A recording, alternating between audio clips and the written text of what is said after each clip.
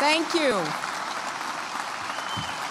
I want to speak about why nuclear arms control, non-proliferation, and nuclear security matter to each of us, and how the initiatives and the acronyms that make up our bipartisan work on these issues are coming together to make our nation safer.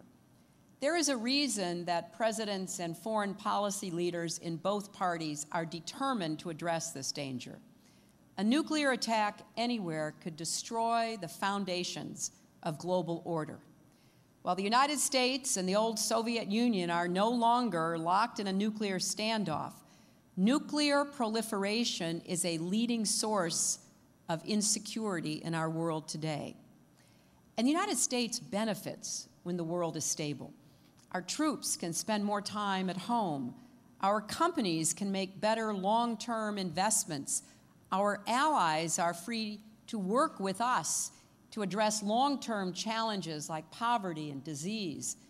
But nuclear proliferation, including the nuclear programs being pursued by North Korea and Iran, are in exact opposition to those goals. Proliferation endangers our forces, our allies, and our broader global interests. And to the extent it pushes other countries to develop nuclear weapons in response, it can threaten the entire international order. Nuclear terrorism presents a different challenge, but the consequences would still be devastating. A 10-kiloton nuclear bomb detonated in Times Square in New York City could kill 1 million people. Many more would suffer from the hemorrhaging and weakness that comes from radiation sickness. And beyond the human cost, a nuclear terrorist attack would also touch off a tsunami of social and economic consequences across our country. There are 3 main elements of our strategy to safeguard our country and allies against nuclear attack. First, we begin with our support for the basic framework of the Nuclear Non-Proliferation Treaty. The global nuclear non-proliferation regime is based on a 3-sided bargain. Countries without nuclear weapons agree not to acquire them. Countries with nuclear weapons work toward disarmament. And every nation is afforded the right to access peaceful nuclear energy under appropriate safeguards. Unfortunately, this bargain has been under assault. North Korea began developing nuclear weapons as an NPT party before announcing its withdrawal from the treaty. And Iran is flouting the rules, seeking to develop a nuclear weapons capability under the guise of a peaceful enrichment program.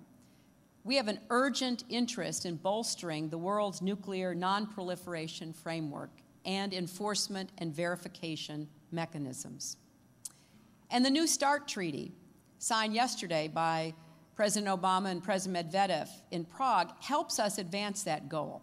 The United States and Russia still today have over 90% of the world's nuclear weapons.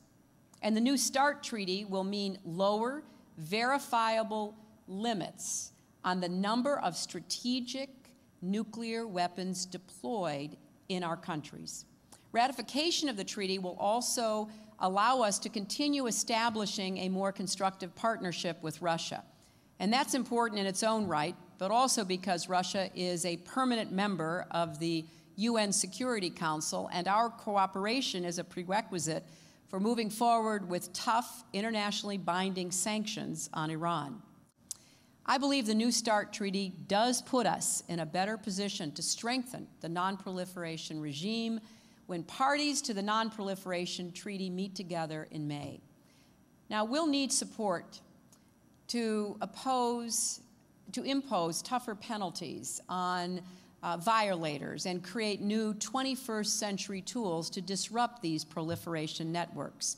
The foundation provided by our military planners in our nuclear posture review has also strengthened our hand.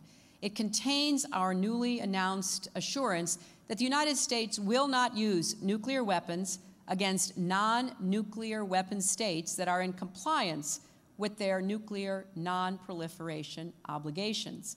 We believe states that shun nuclear weapons and abide by their commitments under the NPT should not have to fear a nuclear attack.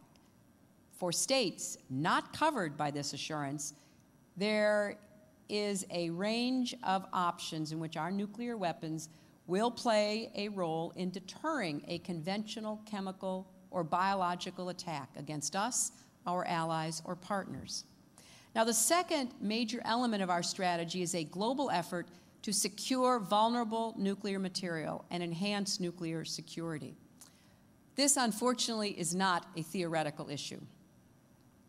When the United States first started working to secure nuclear materials overseas, principally in the former Soviet Union, our teams of experts found highly radioactive materials stored in open fields without any security. They discovered fissile materials, the ingredients for nuclear bombs, warehoused in facilities without electricity, telephones, or armed guards.